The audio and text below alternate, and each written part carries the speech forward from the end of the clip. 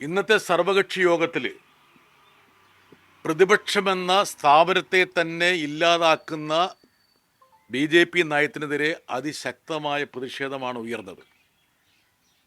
പതിവിന് വിപരീതമായി ഇന്ന് യോഗത്തിൽ നിന്ന് പ്രതിപക്ഷ നേതാക്കൾ ഒന്നടങ്കം ഇറങ്ങിപ്പോയി. തൃണമൂൽ കോൺഗ്രസിൽ നിന്ന് പിളർന്നുപോയി. എന്നാൽ സ്പീക്കർ ഇതുവരെ അംഗീകാരം കൊടുക്കാത്ത വിഭാഗത്തെ പോലും ഈ യോഗത്തിലേക്ക് ക്ഷണിച്ചതിൽ പ്രതിഷേധിച്ചാണ് എല്ലാ പ്രതിപക്ഷ കക്ഷികളും. ഇപ്പോൾ TMC യോട് ഞങ്ങൾക്ക് യാതൊരുവിധ രാഷ്ട്രീയ മമതയില്ല.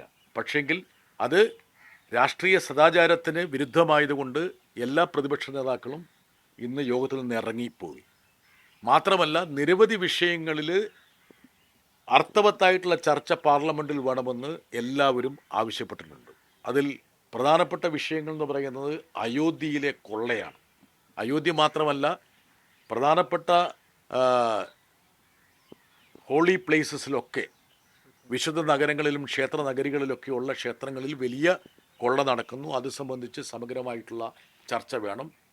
പിന്നെ യുവാക്കളുടെ സമരം, ജന്തർ മന്ദിരെ സോണം വാങ്ചുകിനെ അറസ്റ്റ് ചെയ്ത് കൊണ്ടുപോയ രീതി, മാത്രമല്ല എല്ലാ കേന്ദ്ര പരീക്ഷകളും ലീക്കിൽ, ചോർച്ചയിലാണ് അവസാനിച്ചിരിക്കുന്നത്. നിരവധി വിദ്യാർത്ഥികളും ചെറുപ്പക്കാരുമാണ് ആത്മഹത്യ ചെയ്തത്. ഇത് സംബന്ധിച്ച് സമഗ്രമായിട്ടുള്ള ചർച്ചകൾ വേണം. വിലക്കയറ്റം, പശ്ചിമേഷ്യൻ യുദ്ധത്തിൻ്റെ പശ്ചാത്തലത്തിൽ, ഒന്നാമത്തെ കാര്യം പശ്ചിമേഷ്യ യുദ്ധത്തിൻ്റെ കാര്യത്തിൽ ഒരു നയമല്ല ഈ സർക്കാരിന്. ആരുടെ കൂടെയാണെന്ന് നമ്മൾ ഇതുവരെ വ്യക്തമാക്കിയിട്ടില്ല. പെട്രോളിയം ഉൽപ്പന്നങ്ങൾക്ക് ക്രമാതീതമായിട്ട് വില വർദ്ധിക്കുകയാണ്.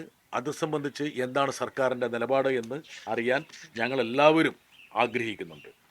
എത്തനോൾ പെട്രോളിൽ ചേർത്തുള്ള വലിയൊരു കുംഭകോണം ഇവിടെ അരങ്ങേറുന്നതായിട്ടാണ് പൊതുവെ ജനങ്ങൾക്ക് തോന്നുന്നത്. അതേക്കുറിച്ചും വ്യക്തമായിട്ടുള്ള ചർച്ചകൾ വേണം.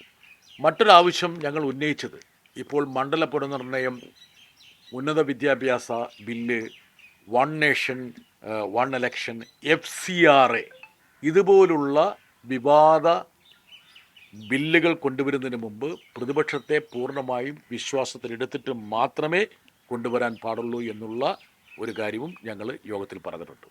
സർക്കാരിന്റെ നിലപാട്, അതായത് സ്പീക്കറുടെ നിലപാട് എന്താണ്? കാരണം സ്പീക്കർ അംഗീകരിക്കാത്തൊരു പാർട്ടിയെ ഈ സർവകക്ഷി യോഗത്തിന് വിളിച്ചത്, അതായത് യഥാർത്ഥത്തിൽ ശിവസേനയിലെ പിളർപ്പിനെ അംഗീകരിച്ചുകൊണ്ട് സ്പീക്കറുടെ ഭാഗത്ത് നിന്ന് കഴിഞ്ഞ ദിവസം ഒരു ഉത്തരവുണ്ടായി.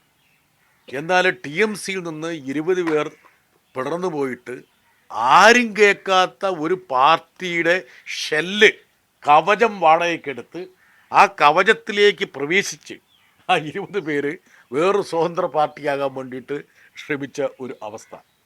ഈ 20 പേരെയും അയോഗ്യരാക്കണമെന്ന് ആവശ്യപ്പെട്ട് TMC നൽകിയ കത്തുകൾ ഈ രണ്ടും സ്പീക്കറുടെ ഓഫീസിൽ പെൻഡിങ്ങിലായിരിക്കുമ്പോൾ ഒരു വിമത വിഭാഗത്തെ യോഗത്തിലേക്ക് ക്ഷണിച്ചു വരുത്തി മുൻനിരയിൽ സ്ഥാനം കൊടുത്തു എന്നുള്ളത് പ്രതിപക്ഷ കക്ഷികളെയെല്ലാം അലോസരപ്പെടുത്തുന്ന കാര്യമാണ്.